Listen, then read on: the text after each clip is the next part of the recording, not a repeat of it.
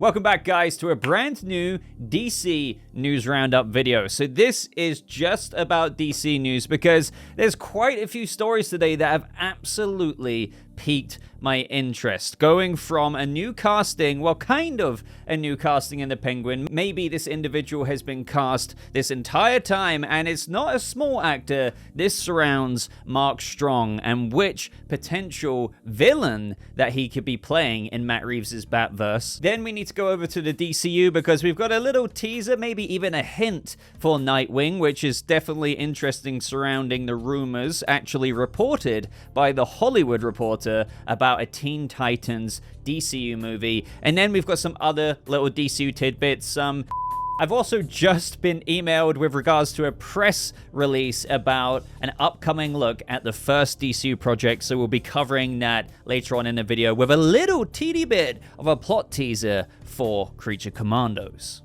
And some other things. So guys, if you enjoy news updates just like this and you're enjoying the content on the channel, do consider showing your support by just hitting that like button, give it a rating if you will, and then consider subscribing to never miss out on any future update videos. So, right at the beginning here, dare I say it, ladies and gentlemen, dare I say it, that maybe an IMDb listing for an actor in a show or a movie has for once maybe been right? A lot on the channel, people are like, Boba, have you seen that Joaquin Phoenix and, I don't know, Lady Gaga's going to be in the Batman too? If you knew anything, you'd know that they're on a cast. And it's the kind of thing you kind of roll your eyes at a little bit because it's like, I'm pretty damn sure that's not going to happen. I'm pretty sure Barry Keoghan's Joker's not going to morph into Joaquin Phoenix. So IMDb can be a mixed bag because you do get legitimate agencies and talent being listed on there, as well as, you know, many people working behind the scenes of productions. But a lot of the time, anyone can kind of add anything to it.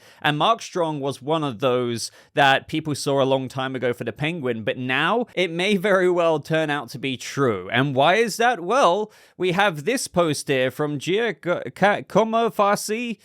Typical mispronunciation here on the channel. Working on some new exciting projects with Mr. Strong, always focused. So I believe this is Mark Strong's trainer. And this went under the radar for a couple of weeks. But we have this user here saying, hey man, is it true that you worked on the Penguin series? And literally, Mark Strong's trainer is very candid, and it's the kind of thing where this happens from time to time and where somebody says something that they're probably not supposed to. They don't realize that potentially this actor and the character they were playing on, let's just say here, the Penguin, was being kept very under wraps. So he says, yes, I've trained Mark for it. He doesn't stop there, by the way. You have people saying, thanks, which character is he playing? And then the trainer goes as far as saying, okay, I cannot answer to this question, but I'm sure you will figure it out. Okay, right? He's not giving everything away. Maybe he's given a bit too much with Mark Strong even being in the series, but it doesn't stop there. He then goes on to say, watch Gotham. It's a good series for DC lovers, winky face. So, not only do we basically have it confirmed that Mark Strong, the IMDb little listing from ages ago, is true, he is in the show, but not only that, he has given a clue to the character after initially saying, I can't answer that, but I'm sure you'll figure it out. Actually, watch the Gotham series. It's a good series for DC lovers. So as a result of that, we then need to look at the Gotham series, which, you know, we happen to be very, very, very, very, very familiar with on this channel. If you didn't know already, that's how I got my initial audience when I first started this channel up in like 2017. This leaves a few candidates that Mark Strong could be playing. There's really only a few if you're a Gotham fan, and especially if you're familiar with Mark Strong castings for DC characters that he could be playing. Now, Mark Strong is a long-casted, fan-casted actor anyway for Matt Reeves' Batverse. So when you look at Fox's Gotham, I think we can all agree that Mark Strong can really only play a few characters. So yes, one is, I guess, Clayface. We've already put that on the table. The next, I guess you could say, is Victor Freeze. Victor Freeze, Mark Strong, is just, it's amazing. That is just such a definitive casting. If that headline came out, everyone would just be like throwing confetti in the air, I think. Maybe you disagree with me, but will it be Victor Freeze? You never know, right? You could backdoor pilot that character in the Penguin series. Maybe there's some Goth Corp stuff working there. Maybe, I don't know how that links with what Penguin is doing, because obviously this is mainly about the Penguin.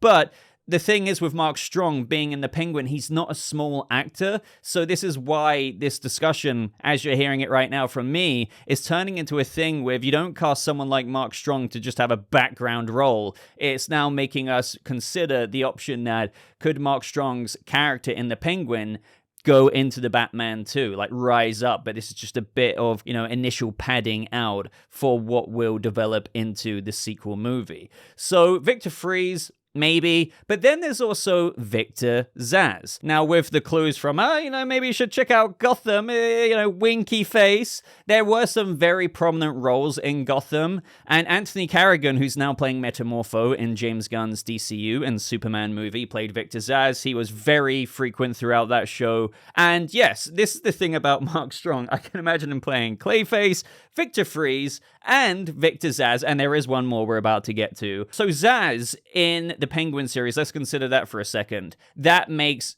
tons of sense. I would say way more than Clayface and Victor Fries right off the bat, right? Victor Zsasz, a person you can hire to kill people, and lo and behold, the clue from Mark Strong's trainer here, what was one prominent thing throughout Fox's Gotham? Penguin's relationship with that of Victor Zsasz. Zsasz was kind of used as a bit of a tool, if you will, to, kind of dispatch out by Oswald, played by Robin Lord Taylor in that series, to do his bidding, or should I say his killing. So Mark Strong in a similar dynamic here, playing maybe an early days Victor Zsasz, because again, with Matt Reeves' Batverse, he's a Batman who's still becoming, but also that does encourage his villains. Like Riddler was in year one, kind of. Barry Keoghan's Joker was put away during Batman year one. He still hasn't got the title of the Joker yet. So Victor Zsasz, we could see the kind of scarring and the collection of killings that he's doing. Not necessarily start, but maybe he might not have as many in this series. Similar to Fox's Gotham. So Victor Zsasz is right up there for me for who Mark Strong could be playing. But there is another character, and maybe you've guessed it, they were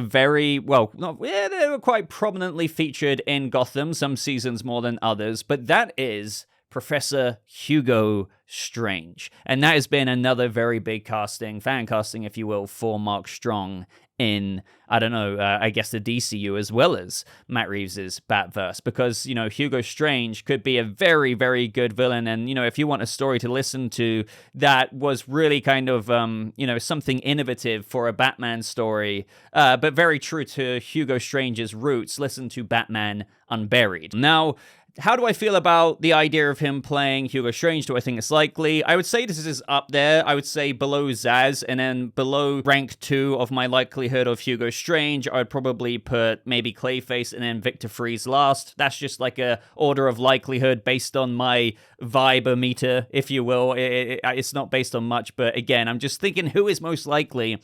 Now, Hugo Strange is maybe likely because we have heard about how there's a doctor's work in the Penguin series, whose work is less than unethical, was one of the casting calls for the characters. Now, in the Penguin trailer, we do see a couple of people, or doctors, if you will, in Arkham, seemingly kind of doing some shock therapy to this patient. Now, we do know that there will be Arkham flashbacks, if you will, in the Penguin series, and you can see that Theo Rossi is one of those characters there. But just because we see two characters here, or what I can assume to be two doctors, one of them seemingly looking like a doctor more than the other, it doesn't mean that those are the only characters we're going to see in Arkham. What if, again, as per how under wraps Mark Strong's character has been kept throughout the whole Penguin production, other than that IMDb listing, which most of us wrote off because it's like, another IMDb listing, only for it now to turn out to be true. Well, maybe they wouldn't want to give away Mark Strong's character in the trailer in those Arkham scenes. So maybe Hugo Strange could be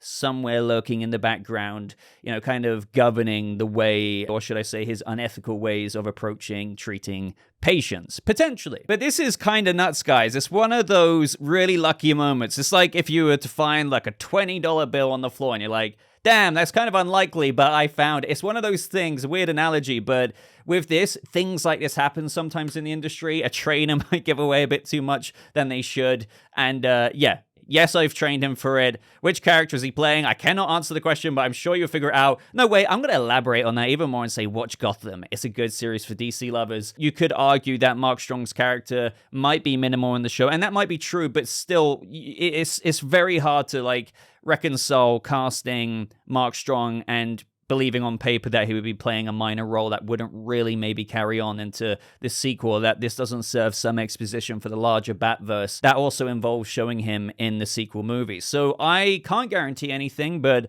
I would like to think that maybe Mark Strong's character in the Penguin could be seeded and kind of rooted and growing up to be a bigger role in part 2, but please do not go head over heels into that line of thinking. Maybe he is going to play a pretty damn cool role just in the Penguin series, and it might not go anywhere beyond that. One more thing as well that I totally forgot to mention is that on that IMDb listing ages ago, that none of us really believed, is that it said that he was playing Carmine Falcone, which is what made it also seem like, really? You know, I think Mark Strong is like 6 years younger than John Turturro, who played Carmine Falcone in the Batman. So it doesn't really seem like that's the fit. One could argue that since Clancy Brown is playing none other than Salvatore Maroni, could we be getting some flashbacks to what happened when Carmine Falcone ratted on Maroni and his drops business in an effort to obviously take over as the new Kingpin, which Falcone did. But again, why would Mark Strong be playing Falcone? It just doesn't really seem to fit as much.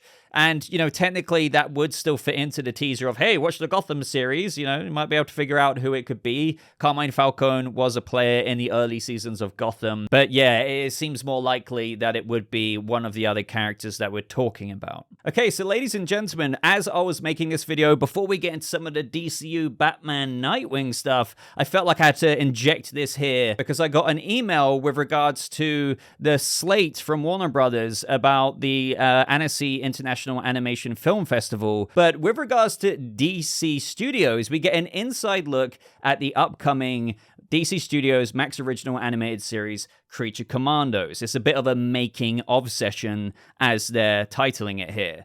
But not only that, guys, we've got a little bit of a plot teaser confirming somebody's involvement with regards to the Creature Commandos. So let me read this out from the press release. From executive producer and writer James Gunn, Creature Commandos is the upcoming Max Original Animated Event series based on DC characters and produced by DC Studios and Warner Brothers Animation, which follows Amanda Waller as she forms a Black Ops team out of monstrous prisoners. Prepare for an in-depth look from Rick Morales, supervising producer, and Balak Juves, supervising director, into the artistry and creative process behind this highly anticipated series, kicking off a new era of storytelling in the DC Universe. So this is really intriguing for a couple of reasons, because I just love that we've got a little bit of more of a nugget. We're going to get a making of session. I was telling you guys about this in recent news roundups and how I felt like we could get a look at Creature Commandos, and I'm glad that my guess was right, because it just made sense that they could have had some stuff ready for such an occasion. But we get a few other teasers here with how Amanda Waller is the one who forms this Black Ops team, which might not be a surprise to a lot of you, but Creature Commandos was and is originally set much earlier than where it's going to be set in the DCU. They've made it from a World War II thing into that of present day, which is why we have Frank Grillo playing Rick Flag Sr., and as we spoke about in my previous News Roundup video, he will be carrying on in a live-action role from his Creature Commandos Rick Flag Sr. role in that of Peacemaker Season 2, where he's got a bit of beef to settle with that of Peacemaker, because of course Peacemaker killed Rick Flag Sr.'s son. But maybe this is also what Waller is doing after the end of Peacemaker Season 1, because we can't forget there is a Waller show which is probably also going to deal with the repercussions of what happened at the end of Peacemaker. But we can't forget how Leota, Amanda Waller's daughter, at the end of the series exposed Argus, the Task Force X program. So maybe she's now like, oh god, well, you know, since that happened at the end of Peacemaker, I'm now creating a new group, a new Black Ops group out of monstrous prisoners. It seems that Amanda Waller doesn't maybe learn her lesson. Task Force X exposed, that's fine. We've now got the Creature Commandos. But yeah, I'm now very interested in seeing how this all kind of ripples out, because again, Waller was supposed to come out before Peacemaker Season 2. It was meant to come out after Creature Commandos. It was a Peacemaker kind of Season 1.5, as it was originally described. described, but now it's coming out after Peacemaker Season 2. So what we've got is Creature Commandos, Black Ops group formed by Waller, I assume set after Peacemaker Season 1. That would make sense because there's certain strains from the Peacemaker canon, the Suicide Squad canon, that will be maintained in the DCU, but maybe some things changed up. The most blatant example being the Justice League not turning up at the end of Peacemaker Season 1, but Gunn has already confirmed Peacemaker killing Rick Flag canon. So certain things did happen. Then we're going to have Superman, but then we're going to eventually have Peacemaker Season 2, and then it seems like we're going to get Waller because Peacemaker is filming around about now for Season 2. So that's a little bit of a pipeline of how things are going to unfold, I guess, in universe. Really, really excited for this because, guys, do not forget, this is our first look at James Gunn's DCU, his new DC Universe, his new canon. I know it's not live action, but I think when we get our first look at this in a making of session, that is going to be really cool. I hope that they're going to release quite a bit of this to the public, which I assume they will.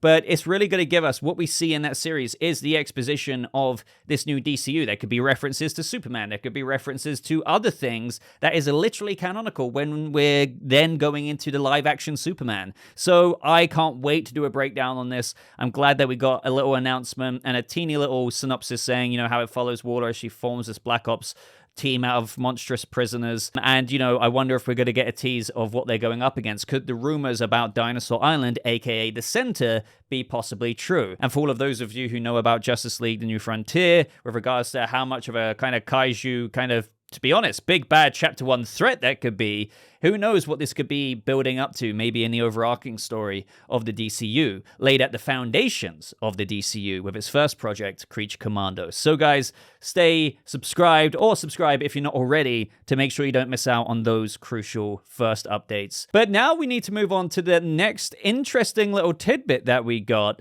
And this may be something, it may not be anything, who knows? Because James Gunn, most certainly with his architectural team that has mapped out both chapters of the DCU, certainly have things in their heads. I mean, for example, James Gunn kind of knew about Millie Alcock as of House of the Dragon Season 1. Granted, that didn't really happen back then with the casting, but he kind of has his chips on the table already, and there could be all kinds of things that we don't know about in terms of actors he's got in mind for projects, and maybe actors that he has approached. So we have Asher Angel here, who played, obviously, Billy Batson in the Shazam movies, post nothing more than simply a Nightwing gif. Now, could this just mean that he's hinting that he would like to play the role after learning that we're going to probably get I don't see how we won't get Nightwing in the DCU with Batman Brave and the Bold, considering Damian Wayne's coming in. I think most people agree that Dick Grayson would have left Robin behind and he's in Nightwing mode. Think, I don't know, the Son of Batman movie for an easy example there. Or could it be hinting that, hey, maybe I've had a talk or two about how Nightwing could be included in the DCU, and I'm just hinting that I might have the role. But like that, you would have thought with regards to that, if we dissect it, would they really be casting for this now? No, unless they plan to have Nightwing feature in a project a little bit earlier on. That is really the only way, because, for example, Millie Alcock being cast before Supergirl Woman of Tomorrow even had a director, and although James Gunn said that they won't start casting until they have a script, and by the time Millie Alcock was cast, they did have the screenplay, to be fair. But the thing is, she could be appearing or cameoing in Superman. She's an example of an actor who could have been cast a little bit early before they shot their own movie, because she could appear in another project. Could that happen with Nightwing? Maybe. So I guess the conclusion for now is that this could just be Asher Angel teasing that, hey, I would be down for this role, but you never know. It could mean something more. Now, the only other information we have that is interesting about this is that The Hollywood Reporter in March 15th, and this is a big Hollywood outlet, and it's quite ballsy to put something out there that they're absolutely not sure about, right? So, that's something to bear in mind. Teen Titans live-action movie A Go at DC Studios. Exclusive, right? And Gunn hasn't addressed it since then. The only thing he did, and some people are interpreting this as accidentally liking it or something like that, is that there's a thread user who posted something to Gunn saying, hey, is the Teen Titans movie real or fake, or is it just fake? And he liked the thread response. Now, that is interesting. You could say that's an acknowledgement of him not saying something officially, but liking it because what the Hollywood Reporter said that you're seeing on screen right now, that story of how Ana Nogueira, the writer for Supergirl Woman of Tomorrow, the screenplay, she's now also being used for the Teen Titans DCU project. That's not true. But I interpret it as, since the Hollywood Reporter, they must have heard something in the vein of a Titans project in the DCU to publish a story like this. So I'm thinking it's not true in the way maybe the Hollywood Reporter report or article presented it, but that doesn't mean that a Titans project isn't happening. So Gunn liking that initial thread post from that fan saying, hey, is it fake? Doesn't necessarily mean the entire scoop is fake. It just might mean, hey, what if it's not a live action movie per se? Or what if it's a Max series like Booster Gold or something like that, but with the Titans? Kind of like the previous HBO Max Titans series, except in the DCU. Or what if it's an animated movie of the Teen Titans rather than, a Teen Titans live action movie? Or it might be the Titans, more like the adult Titans rather than the Teen Titans. Do you know what I mean? So sometimes you can get a real scoop, but you might not get every detail correct. So that's the only doubt we have on that Hollywood Reporter article. So Asher Angel, how do I feel about him playing Nightwing? Believe it or not, my first impression was like, wait, do I actually maybe see this? Because again, at first I was like, I don't know. But then you take another look and like, you know what?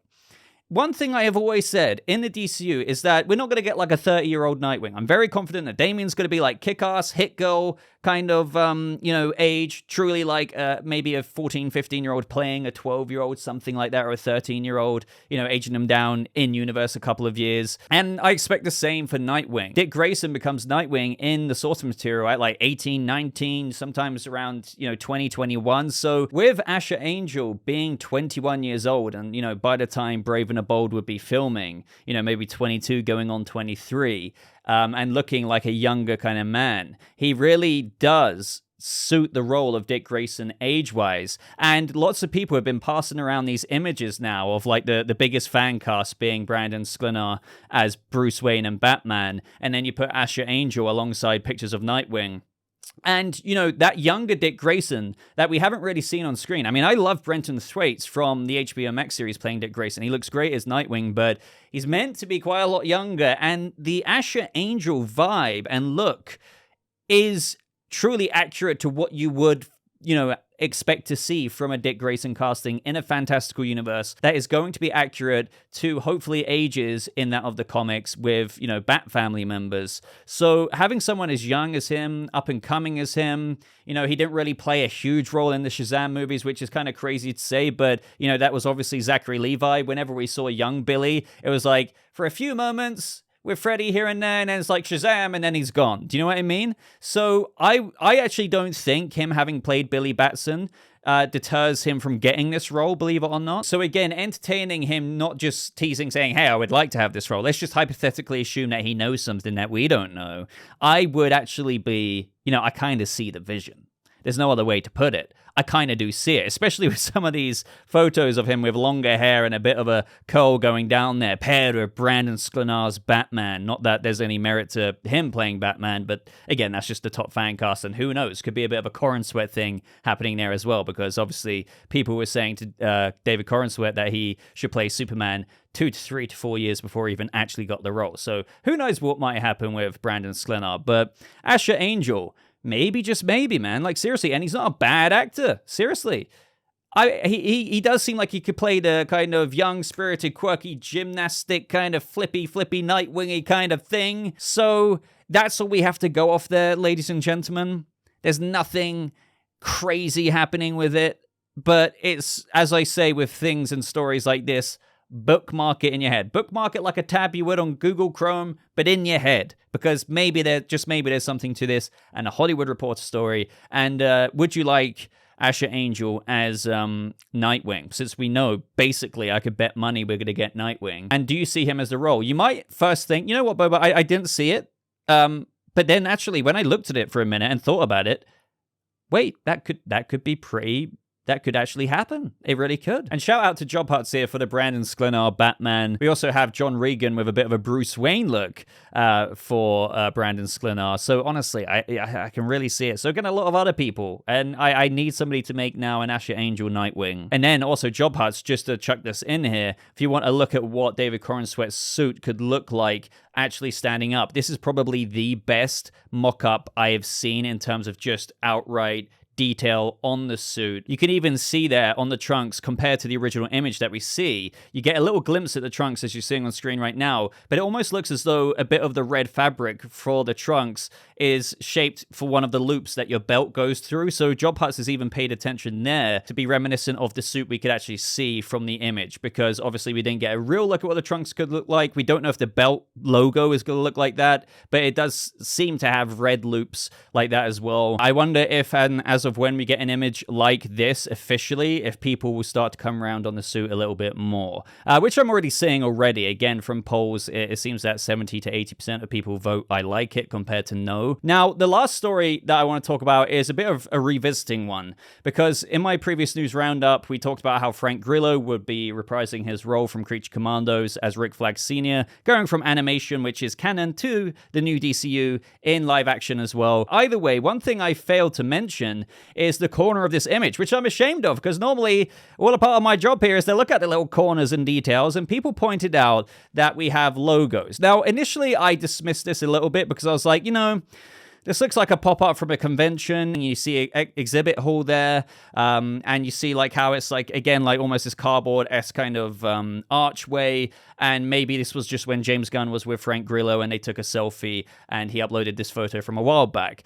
But then again, Peacemaker Season 2 is underway now, and maybe they've just hired out an area like this for filming, and that archway, kind of like movie premieres or stuff like that, or even Comic-Con, areas where they have dedicated to a single movie, they might have something like that in-universe looking. Well, it could be like that in-universe. Think Superman, for example, where, I don't know, Lois Lane could be going to this event where there's a report, and you see something like this in the background, which says, sponsored by Stag Industries, sponsored by Big Belly Burger. So do you see what I mean? Maybe it could be something like that, rather than me initially thinking, oh, this could be like a real life thing that is just meant to be a bit immersive. So if we entertain that line of thinking for the sake of discussion here, this could either be for Peacemaker Season 2, it could be for Superman, but it seems more likely for Peacemaker Season 2, given the fact that Frank Grillo is there, and obviously he's filming his live-action Rick Flag Sr. But it is interesting as well, like the Big Belly Burger isn't the same logo from what we saw in Blue Beetle, even though we know that Sholomar Dueñas, Jaime Reyes is going to be maintained in the DCU.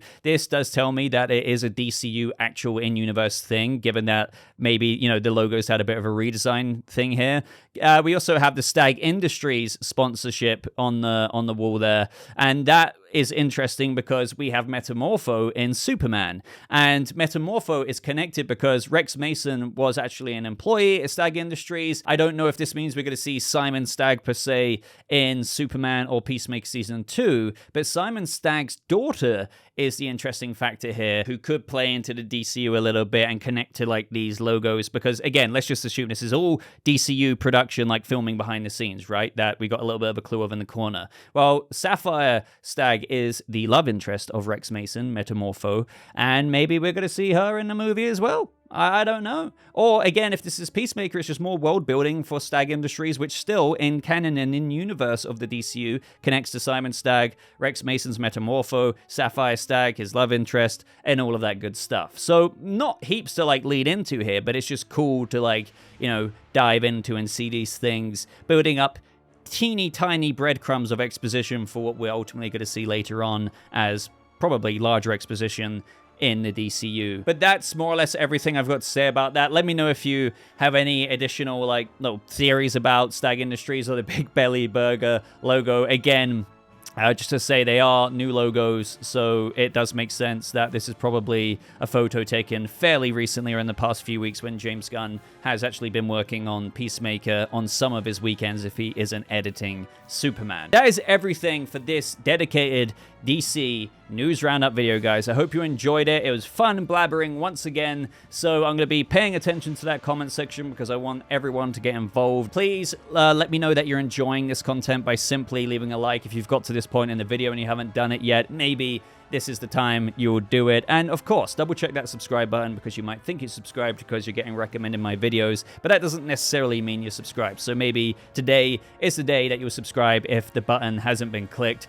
But ladies and gentlemen, again, thank you so much. I hope you have a lovely rest of your day, and I'll see you all in the next video. Goodbye.